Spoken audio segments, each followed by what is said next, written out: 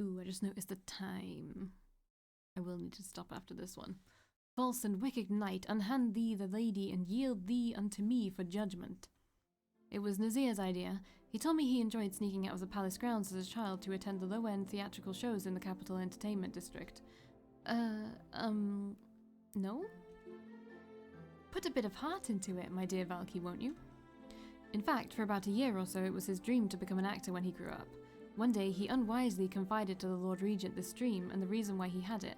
The Lord Regent immediately put a stop to both. I will not, unhand unhand the lady to thee, rascally scoundrel. That's more like it. 2 dashing knights dueling over me. Oh, this is so romantic. Nazir proposed as a prelude to this week's duel, an immersive reenactment of a scene he remembered watching from an overcrowded stall when he was a snotty-nosed kid. In honour, he said, of our audience, Lady Ishbel.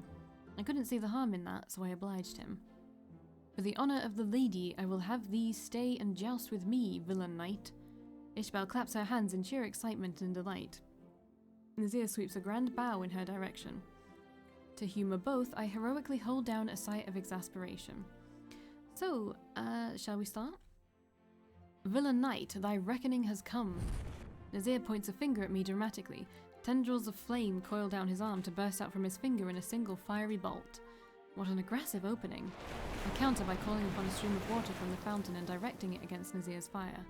The 2 elements collide mid-air in a wall of hissing steam. Splendid display, Nazir. Teach that wicked Valkii a lesson. Fuck you, Ishbel. Fuck you. Not bad, Belle, am I? Thank goodness I have such a strong and handsome knight protecting my virtue and my liberty.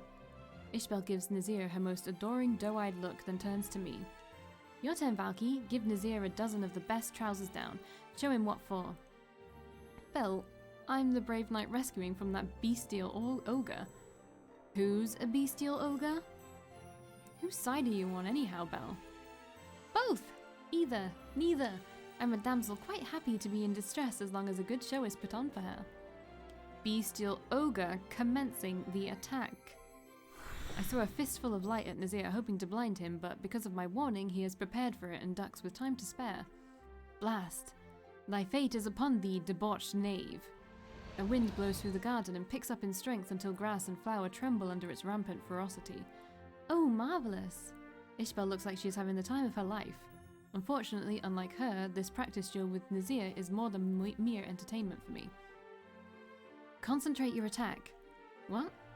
You're spreading the spell all over the garden. Even poor Ishbel is getting blown almost as much as I am. Look. I create a small buffer for me and Lady Ishbel. The wind around the 2 of us dies down immediately. See? It costs me much less to deflect your spell than it does for you to cast it. That's because I concentrate my magic over a small area, while you are wasting your power over a wide one. You mean I should do this? The breadth of Nazir's spell contracts suddenly until it becomes compressed steam lashing straight into me. My buffer wavers, but somehow just about holds against the onslaught. Yes, well done, Nazir. Keep it up, my handsome prince. You'll save me in no time from Valkii the bestial ogre. Then Ishbel tugs at my vest.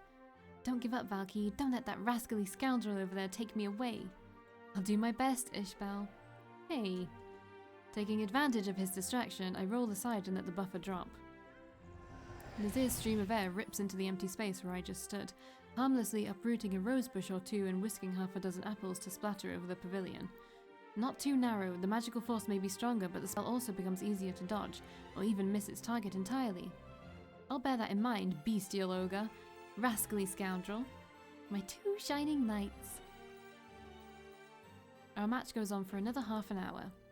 It consists mostly of Nazir throwing attacks my way and I flinging back at him Delphic tidbits of dueling wisdom, such as, don't just plan for what you want to do, plan also for what your opponent might want to do. Attack is the best form of defense, but defense is sometimes the best form of attack. You punch with your fist clenched, not your fingers spread. Train hard, fight easy. These are all aphorisms I remember hearing from my own duel instructor back in the High Council. I haven't the faintest clue what they meant either. If Nazir understood any of them, maybe he could explain them to me. For the rest of the time, I supply more practical suggestions on how Nazir can better refine, control, and temper the strength of his attacks. At the end, we are both, not wholly for the same reasons, gasping for breath. Shall we call it a day? Not till you yield, the lady. I like you both. Why can't we all be friends? Not with that bestial ogre. Not with that scoundrelly rascal. We glare playfully at each other, while Ishbel gives a dainty gasp and pretends to swoon into the grass. Take that. Nazir claps his hands together suddenly. I brace myself, but see nothing. Valkii, watch out! Your sides! I turn in time to see 2 arcs of flame dash in towards me from either flank. My brain turns blank, and like on many other occasions when it does, my body moves on its own, leaping out of harm's way. A slightly singed odor and an uncomfortably warm patch on my elbow tell me my evasion was not a success. Before I can recover, a force from above smites me down and pins me to the earth. Aha! I blink at the burning sun and Nazir's smug grinning face, wondering which one hurts my eyes more. Yield! Yield to me, villain! That was very good work. Congratulations, Nazir. Ishbel sits down close to me and tries to tug me back up. Valkii, you won't let that scoundrel abscond with me, right? I'm sorry, I have to this time, Lady Ishbel. Hail the conquering hero! He sweeps Ishbel up by the waist and whirls her around the lawn. She tries to laugh, but her breath seems caught in her throat and her cheeks are flushed. Go on, you two, dance. Don't mind me at all. Woe to the vanquished. Don't be beastly, Nazir. She detaches herself from Nazir, who pouts and huffs to help me to my feet. There, you can teach that brute Nazir a lesson next week. She pats me consolingly. Believe me, Lady Ishbel, I am looking forward to it. I say, will we really again next week? I haven't had so much fun in ages. I'm glad you're enjoying yourself. I hope you're learning too. Don't you think I've been doing both? I admit, yes, your progress in magic this week is pretty commendable for a scoundrelly rascal. That's high praise indeed from a bestial ogre. Ishbel flings her arms around the two of us and laughs until we too join her. Man, the betrayal's gonna sting just that much more this time, huh? Nope, that's not what I wanted to do. This is what I wanted to do. God, we're just so broke. Look at the servants' approval. Look at the commoners' approval. The merchants' approval is probably garbage as well, but the nobles' approval is the one that is the most worrying. Extremely so. We need like 40 approval, and I don't know how to do that. I guess we have to do one of these. Alright, what is the... Okay, the cursed room. Let me find it.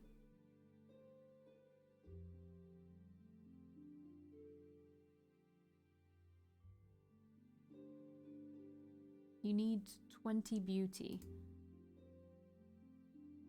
What is my... I don't think this helps the nobles, actually. I think this helps the servants. We have 20 beauty. Let's do it. Because Nazir is the next one along. Oh yeah, we named the kitten Pixie again. Alright, let me have a look at the time.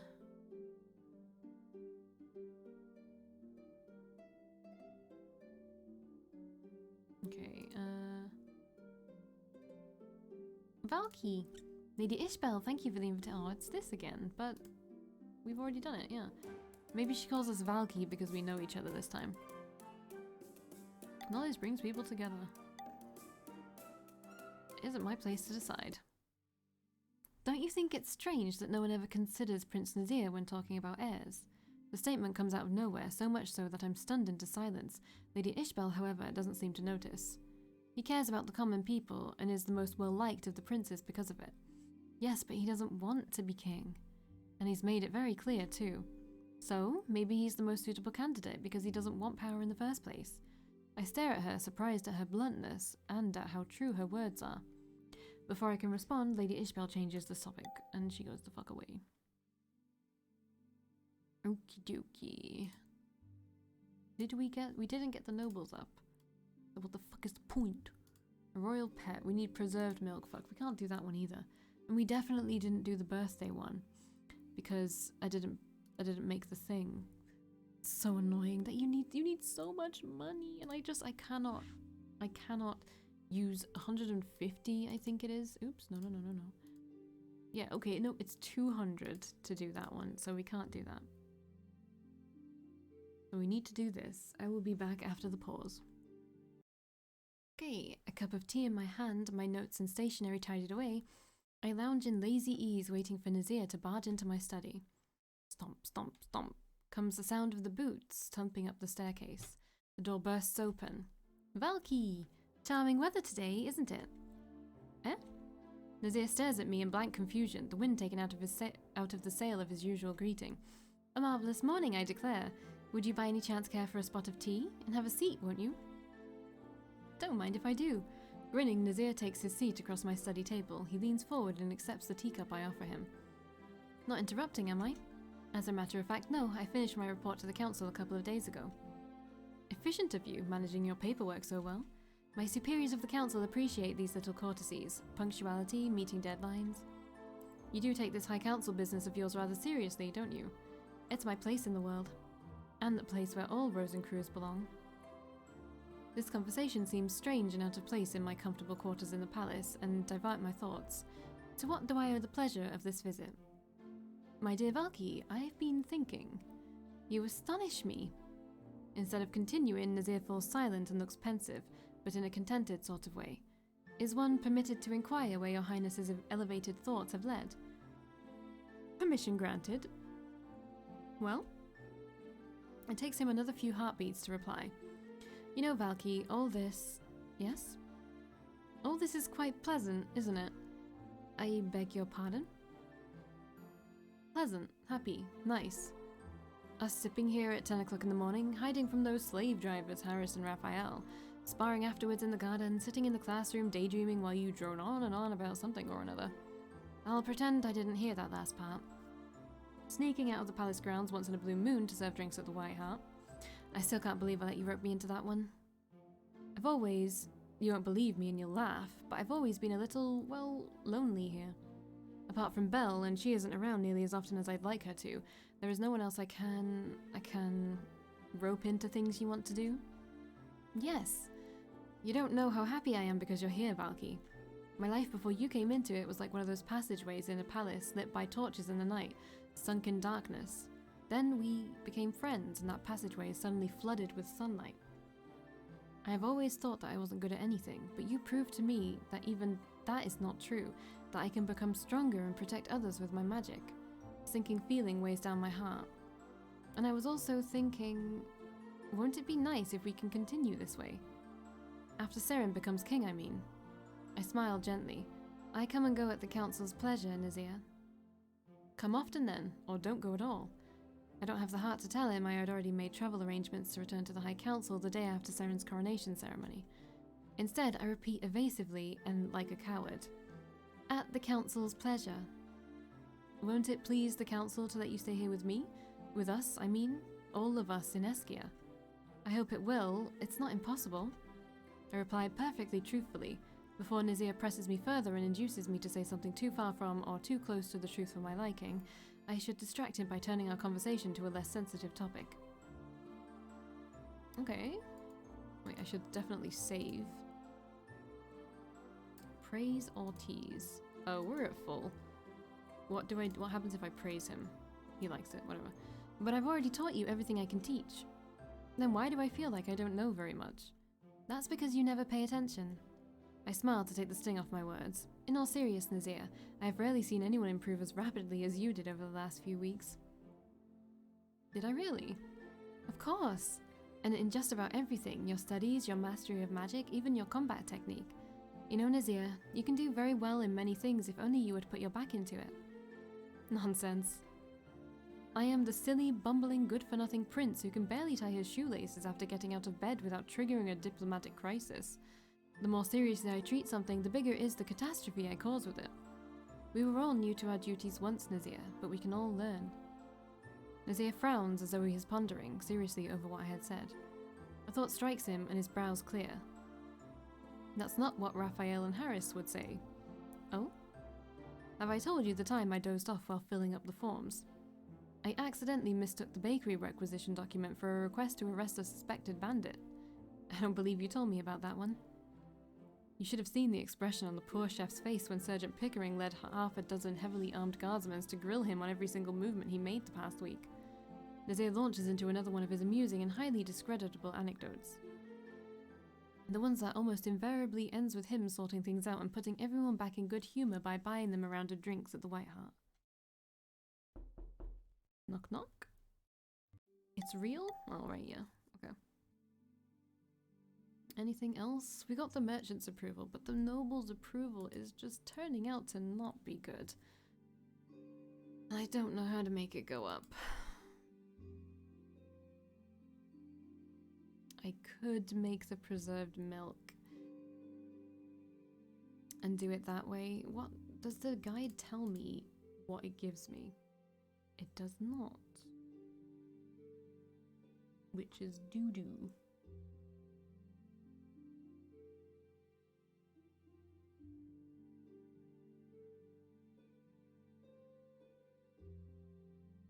If you aren't interested in achievements, you can ignore most of the missions, but be more careful with your money. I mean, I want to, but like when... I wish it would tell me when they gave me things. Oh god, this guide is just...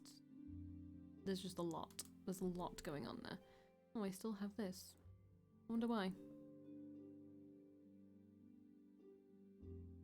I just don't know. I just don't know when I'm gonna need... Because this is this check. And royals alike. But I guess that's just Nazir. Not anything else. Okay, let's do this one. It is natural in the course of training a student in the art of fire magic for there to be casualties. These casualties need not be particularly valuable things such as the Lord Regent's favourite painting. Tragically, the cards that fate deals are so rarely the ones we choose, so on one sunny day I found myself staring at the charred remains of a beautiful landscape oil painting. The fire had consumed it so completely that it was nothing but ash. Some fragments of the frame still clung dutifully to the wall, but most of the gold paint had been melted off. Nazir, on the other hand, looked as if he was about to melt himself. He had his head in his hands and was doing such things as cursing his magic, decrying his station, bemoaning the regent's fondness for the arts. I felt compelled to help him, if only to avoid similar situations in the future. After some prying, I discovered that the regent's favourite painting was one I had seen before on a tour of the palace. I had learned then that the regent preferred to commission replicas of paintings displayed in semi-public galleries so that the original could be kept for others to view. It was safe to assume that the painting was a counterfeit, though if an artist had worked hard on a replica of another painting, it was hardly a fake. I shook my head and left the philosophizing for later. To Nazir and I's immense relief, the main problem was averted. The servant's approval again? However, there was still the matter of making Nazir look suitably repentant for, I don't know, how he managed to get the fire there, of all places. I decided that Nazir should create a painting of his own to replace the one he lost. The princes had never been particularly artistic, but perhaps now was the time to start. I don't know if this is a skip, but my footsteps echo hollowly in the high vaulted arcs. Oh no, it is. It's this. Hey, Nazir. Nazir gives me a jaunty wave and does his best to look cheerful, but even he cannot pull it off. Appreciating his effort, I wave back. Good evening, my Lord Regent, Your Highness. I look up wryly from the hard wooden plank that serves as my bed. That's something you've gotten yourself into, young Rosencruz. What have you to say for yourself? We can start skipping now, I remember.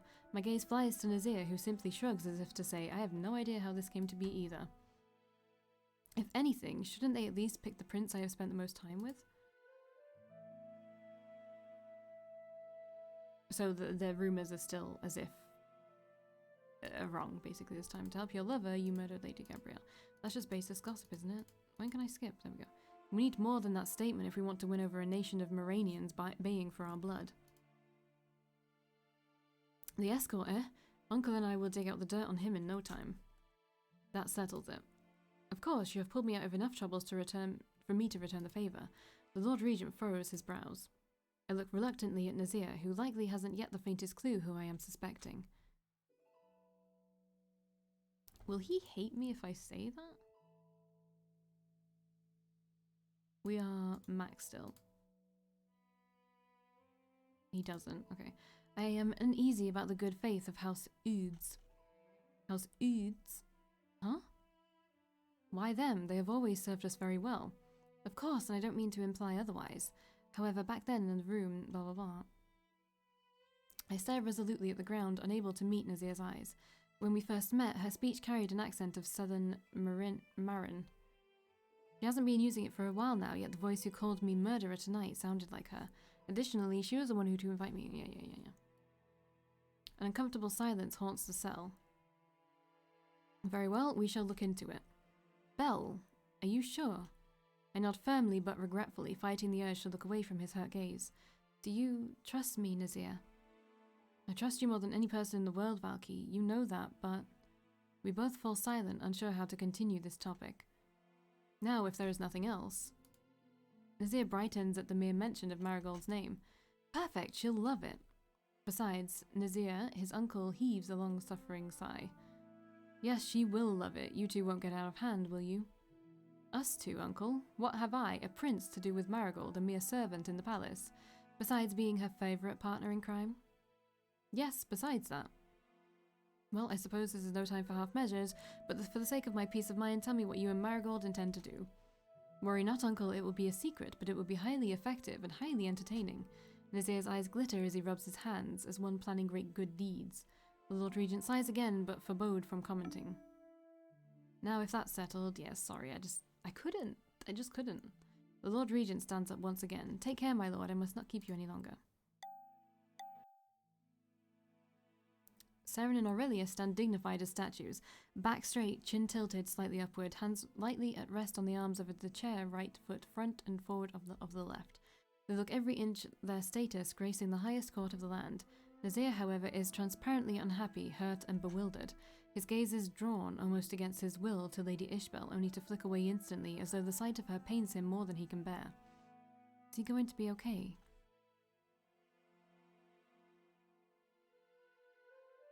It's no use, Belle. Ishbel spins around to face the person who had been her most steadfast friend in court. For the first time since she was accused, I see despair creep into her eyes. I have the letters you wrote to me when you first returned to your fief. The Lord Regent has seen them. The handwriting there is exactly the same. Though her lips are parted as if in mid-speech, Ishbel makes no sound. A single tear trickles down her cheek. Damn it, Belle. I keep on telling you. You need to work on your handwriting. A little broken-hearted laugh escapes Ishbel's lips. Enough of this. Guards, take her away. Two guards who had obviously been briefed beforehand what is going to happen immediately march up to Lady Ishbel and seize hold of her. They escort her out of the throne room to a rising chorus of hisses and whispers. Traitor. So she was just a fake. Never trusted that wench. But Ishbel holds her head up high as she walks and gives no indication she heard any of the comments directed at her. Okay, now I can skip, I think. Yeah. There's a lot here. I'll try. I will try.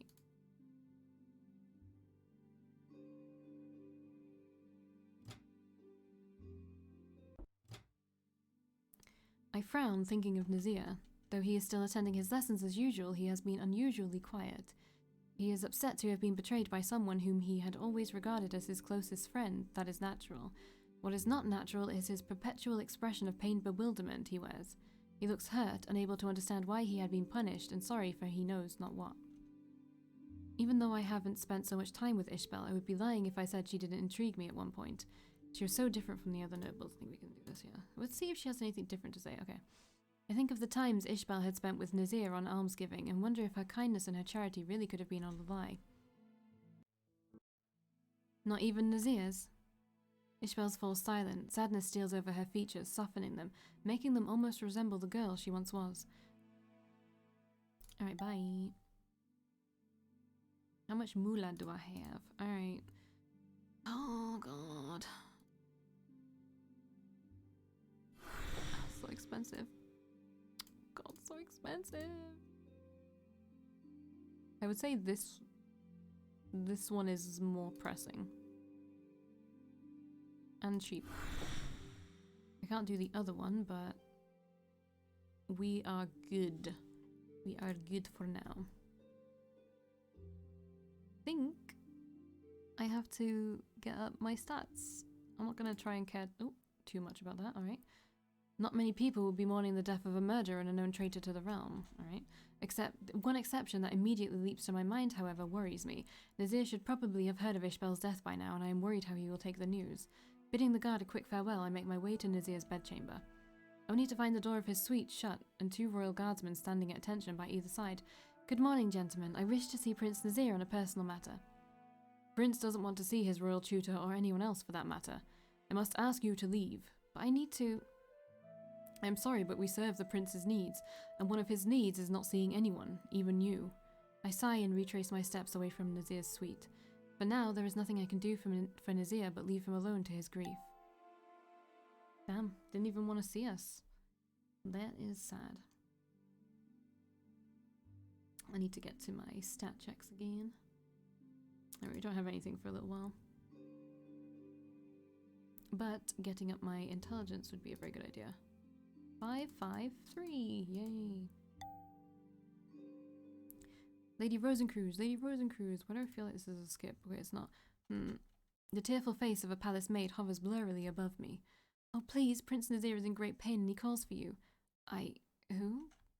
"Prince Nazir, he is in great pain. You must see him."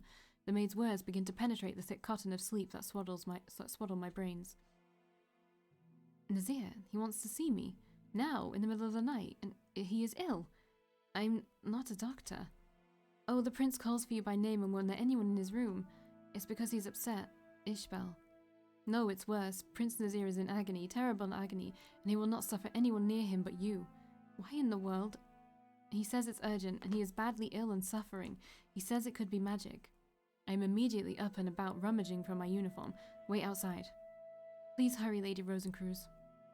In the blink of an eye, I am dressed and ushered by an overwrought maid through the midnight corridors of a dark and unrestful palace. Along the way, we pass by the worried faces and worried whispers of palace servants, milling about and anxious because they heard their favourite Prince Charming has taken ill. What happened to him? They say a high fever. I heard him yelling down there. A row of grimly dignitaries drawn from Eskia's good and great flank the passage on either side of Prince Nazir's suite. I see the Lord Regent's wan face and Garion with his bushy brows contracted in a sharp V. "What's the matter with Nazir, my lord?" "We don't know. He won't have anyone else see him, not even a doctor." "How long has he been unwell?" "Half an hour, less. He woke Ophelia here." The Lord Regent inclines his head toward the maid escorting me, who dips in a respectful curtsy. With an awful scream in the middle of the night. She feared it was assassins. There are no assassins, however. "None, heaven is praised. But a high fever." "I thought he was burning inside, my lord, when I touched him." "You used the wrong one there, didn't you?" You didn't call for a doctor?" "I wanted to, Lady Rosencruz, but he wouldn't have it. He wants you because, you know..." She bites her lip and stares at me meaningfully. In a flash, I understand and nod. She has not told anyone else what she said to me, that magic may be at the heart of this, which can only mean Nazir doesn't want anyone else to know either. It must also be why he only wants me to see him. "I can see him at once, my lord." "Please do so, Valkii." He leans forward and shouts across the door. "Nazir, Valkii Rosencruz is here." Silence, and in that silence I thought I could hear the feverish rasp of someone struggling for breath.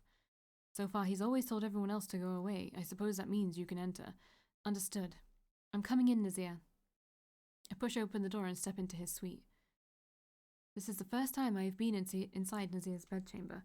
It is a lot less ostentatious than I would expect for a member of a royal family, although it fits Nazir's fun-loving personality. Nazir is lying on the bed surrounded by scattered pillows and blankets. His hands clutch at his throat as if trying to soothe some throbbing pain. He groans softly as I approach him and weakly fumbles over to his side. "Nazir?" Nazir does not open his eyes, but his voice, faint and hoarse, issue from his mouth. "Good of you to come, my dear Valkii." "Nazir, what's wrong?" "Nothing, just feels like I'm dying." "Don't even joke about that." I kneel down by his bedside and brush the back of my palm over his forehead. The skin is dry like sandpaper and sears my hand. "I'm getting a doctor." "No." His eyelids flutter open at last as he struggles to sit up. Nazir's eyes are darker than the shadows that shroud his face, and in their depths burn 2 unnatural pinpricks of fever fire. I cannot look away from his eyes. "Only you. No one else." An as yet nameless dread chills my heart. Something about this scene is horribly familiar to me. I touch Nazir's hand, as dry and hot as his forehead, and whisper as soothingly as I can, "Is he becoming a Rosencruz? No way." "Nazir, what's wrong?" His face contorts in a grimace. Slowly, shudderingly, Nazir rests his hand away from his neck. The nameless dread begins to take on a name. Okay, but why would he only get this now? Why would he only... Doesn't it manifest in children? I'm confused. What's wrong with me, Valkii? I trace my fingertip along his neck. No way. More precisely, the newly formed petal markings encircling his neck glowing as if they have been seared into the skin by red-hot irons mere seconds ago. A Rosencreutz awakening. Nazir, like me, is a member of the Rosencreutz clan. For over 19 summers his talent had lain dormant. Tonight, they are stirring to live. Can't believe it. The ones not born with the markings, unlike me, definitely awaken before the age of 10. Yet Nazir is a fully grown man, older than I am. How is this possible? Valkii? I look at his face, vulnerable and hurting, and my heart melts. He must be confused by all of this much more than I am. Whatever happens, I must protect him. It's all right, Nazir. You're right, it is magic. How did you guess? I stroke his cheek and try to smile. He doesn't return it, but he seems to relax. Perfectly all right. It's called an awakening. Others have been through it. Now you will. What? Don't talk. Close your eyes. Regularize your breaths. He stares at me for a moment more. Then he obeys. Memories flood back in my mind. Memories of screams out of pain and extreme discomfort. Memories of feverish, terrified children laying in the arms of my father as they went through their awakenings. Don't touch your throat. Just makes the pain worse. Breathe in, breathe out. Don't swallow. You'll want to swallow. Don't. What's happening? I'll explain everything tomorrow morning when you're well. Focus on calming down. Normally, we had half the nursery staff in the High Council fussing over some Rosencreutz children during their awakenings. Should I call for extra help? Should I try to get Sala? No. No. I'll try to calm it myself because he doesn't want anyone else around. Better not. A Rosencreutz awakening as late as Nazir's is unprecedented, and should be, I believe, theoretically impossible. There will be an uproar within the moment word of this leaks out, not to mention the political consequences of Nazir and, by extension, the entire Eskian royal family being potentially a long-lost cadet branch of the Rosencreutz clan. Far better to keep this secret for the moment, or possibly forever. But that does not mean there is nothing I can do to help Nazir on my own. At this point in time, the magical potential of all 6 elemental affinities is awakening in Nazir's blood, scorching his veins in the rush of their chaotic energy. I can try to soothe the pain they are causing by trying to calm down these flows of magic. I slide my hand behind his neck. I can almost feel the palpable rush of newborn magic, struggling to break loose from the frail human vessel in which they are destined to be confined. Picture a sea in a storm. There are gigantic waves lurching about, and flashes of lightning in the cloudy sky. Nazir's head moves in an almost but not quite imperceptible nod. Picture the storm diminishing. Not of a sudden, not all at once, but slowly, gradually. The waves become smaller, fade to ripples. The storm clouds clear away to reveal the violet twilight. The wind dies. Word by word, I lull Nazir a bit closer, then a little bit more, to peace and rest. By the time the night fades, Nazir is at peace and sleeping soundly. I push myself to my feet. My knees ache from a night of restless kneeling, and some invisible sadist seems to be smashing my head with a sledgehammer, but I am unspeakably relieved. The worst of the crisis has passed, and Nazir is, against all odds, still alive after the oldest Rosencreutz awakening in our clan's history. What will happen afterwards? Well, that is something I will leave the future to worry about. For now, Nazir needs plenty of rest. Hello, kitten. Alright, I'm gonna stop for today and we will continue and finish, sadly, tomorrow. I will see you then. Bye.